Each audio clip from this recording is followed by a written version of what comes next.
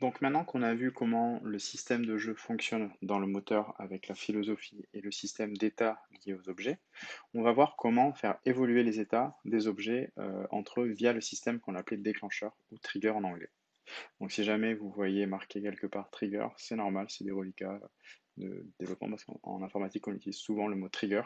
Du coup quand on a transposé sur l'Atlantis Studio, on a conservé ce vocabulaire qu'on a maintenant remplacé par déclencheur en bon français, mais c'est pas impossible qu'il reste des reliquats. Donc, on va déjà regarder les déclencheurs qui existent, qui ont été automatiquement générés par l'Atlantis Studio à la création du jeu. Donc ici, on voit un premier déclencheur qui relie, donc on le voit avec le trait ici, le point de départ, POI, avec le time travel. Si je lis de gauche à droite le déclencheur, je vois Start POI, déclenche, ouvert, activé, Start Time Travel. Ce que ça veut dire, c'est très simple. Ça veut dire que quand mon Start POI passe en état ouvert, alors il faut passer le time travel en état activé. Un état activé, c'est un état pour tous les objets qui veut dire soit disponible dans le jeu. Et donc pour un time travel, le fait de s'activer, ça lance l'animation. Donc concrètement, ça veut dire quand le start POI est ouvert, alors le time travel démarre son animation. POI ouvert, là c'est un état qui est automatiquement déclenché quand le joueur va appuyer dessus ou va appuyer sur le bouton de débuter la partie. Il y a un article dans le manuel qui reprend tout ça, qu'on va appeler dans la section de déclencheur, qui reprend un petit peu tous ces concepts, et notamment avec des petits graphes qui vous illustrent les différentes évolutions d'état, notamment sur le fait que la géolocalisation va aussi impacter l'état des triggers et va être une source de déclenchement. Donc là, par exemple, si on regarde un petit peu le graphe, que je vous laisserai regarder à tête reposée, on voit ici le joueur qui appuie sur un objet est un déclencheur et change l'état d'un objet. Donc ça, c'est quelque chose qu'on est capable de réaliser grâce à la configuration des déclencheurs comme on l'a vu. Et en particulier ici, un start POI qui, lorsqu'il est ouvert, donc via une action du joueur, active un time travel, ça veut dire dès que le joueur appuie sur démarrer, le time travel s'active et se lance. Même principe, quand le time travel, lui, se termine, on a ici un déclencheur qui active le start POI. Si je regarde un petit peu le déclencheur ici, je vois qu'il a un complété à gauche, activé à droite. Et ce qui veut dire donc, si je devais le formuler avec une phrase en bon français, on dirait que le time travel, lorsqu'il est complété, donc lorsqu'il est réalisé, terminé, alors il doit activer les données, donc ajouter au système l'objet start.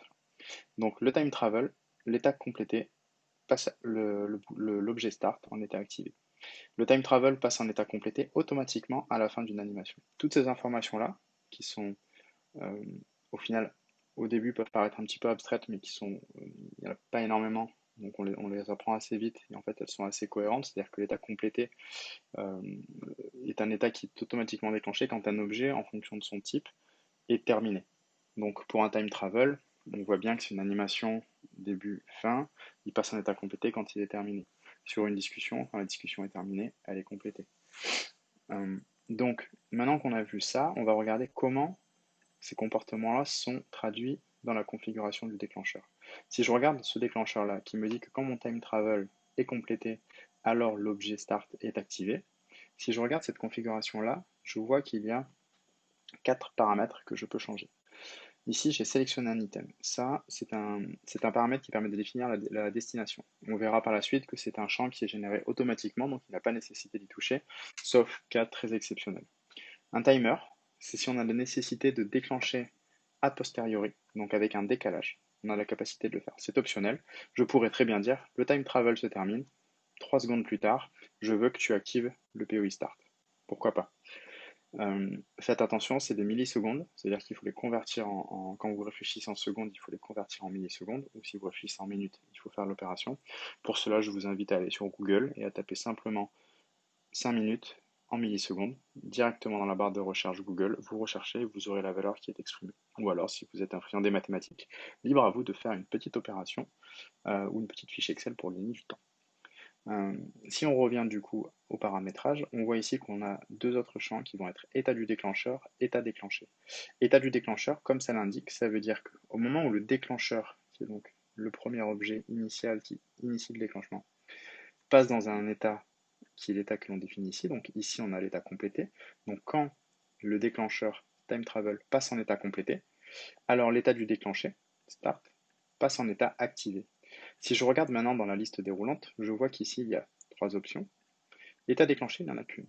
Et en réalité, en fonction du type d'objet qui va être relié aux extrémités du déclencheur, les options disponibles vont changer et vont vous permettre de choisir uniquement celles qui sont liées au type d'objet nécessaire et donc du coup d'avoir un choix parmi les étapes possibles qui est cohérent avec l'objet que vous déclenchez. Un objet start, par exemple, il ne peut avoir qu'un seul état qui est activé, c'est-à-dire que la partie démarre, point barre. Il n'y a pas d'autre option. On verra plus tard comment on termine une partie, mais ce n'est pas avec l'objet start. Ainsi, le seul état possible pour un état activé, c'est l'état par défaut, c'est-à-dire qui est celui d'être inactif, mais lorsqu'il est déclenché, il ne peut être qu'activé. Ainsi, on ne retrouve que l'état activé dans les options possibles dans la liste déroulante de l'état déclenché. A l'inverse, un time travel aura beaucoup plus d'options activées, donc par défaut qui permet de le lancer, comme on l'a vu lors du déclenchement du start POI. Il peut être ouvert, il peut être complété. Complété, c'est quand il est terminé. Donc là, en l'occurrence, on décide quand le time travel se termine, donc est complété, le start est activé. On va maintenant créer un déclencheur. Maintenant qu'on a compris comment ça fonctionne, on a compris comment ça se paramètre, on va en créer un. Donc, on reprend l'exemple précédent où j'avais créé un document Photodoc que je n'ai pas encore configuré, mais j'ai créé un document Photodoc.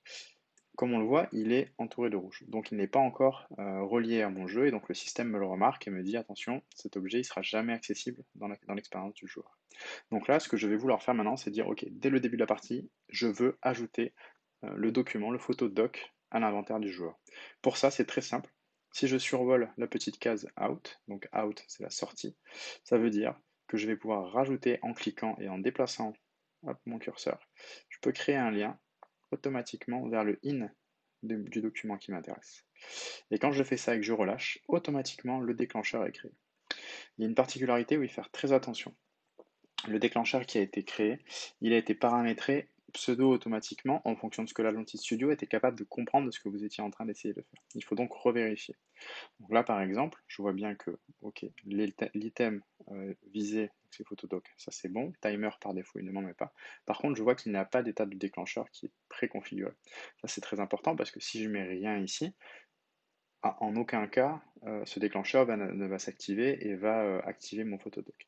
Il faut donc que je mette une condition qui va dire quel est l'état de l'objet start nécessaire pour aller activer le Photodoc. Et donc en réalité, moi ce qui va m'intéresser, c'est de dire au moment où l'objet start s'active, donc le début de la partie commence, alors je veux ajouter, donc activer Photodoc. Et c'est grâce à cette configuration que j'y arrive. La petite case à cocher que je n'ai pas encore expliquée, qui s'appelle sans notification, vous permet, si vous l'activez, de désactiver toutes les notifications qui vont être liées à l'évolution de l'état de l'objet déclenché. En particulier pour les items documents et les items POI. Les items documents et POI ajoutent une petite notification en haut de l'écran quand ils sont ajoutés à l'inventaire ou lorsqu'ils sont ajoutés à la carte du joueur. Pour certains cas particuliers, vous pouvez avoir envie de ne pas informer le joueur et simplement par exemple, faire une évolution en arrière-plan et ne pas notifier le joueur. Dans ce cas-là, vous pouvez simplement cocher cette case et le joueur ne sera pas averti. On n'oublie surtout pas de sauvegarder les modifications. On voit bien ici que ça a modifié l'état du déclencheur, sa configuration. Je peux fermer. Et donc à partir de maintenant, avec cette configuration-là, je sais que quand mon jeu va démarrer, mon document Photodoc sera ajouté à l'inventaire, il sera ajouté à l'inventaire du joueur. Donc on a vu, cette vidéo est un petit peu plus longue, mais comme ça on a pu voir vraiment étape par étape, de manière vraiment décomposée, toutes les évolutions d'un déclencheur, comment ça fonctionne, comment ça se configure, et comment arriver au final à créer notre jeu sur cette base, sur cette logique d'évolution d'état et de déclencheur. Donc maintenant on va rentrer un petit peu plus vif dans le sujet et on va aller plus loin dans la configuration en créant nos documents pour justement donner forme au scénario sur l'attaque de Jean Moulin. Donc je vous dis à de suite et préparez vos docs parce que là, ça va envoyer.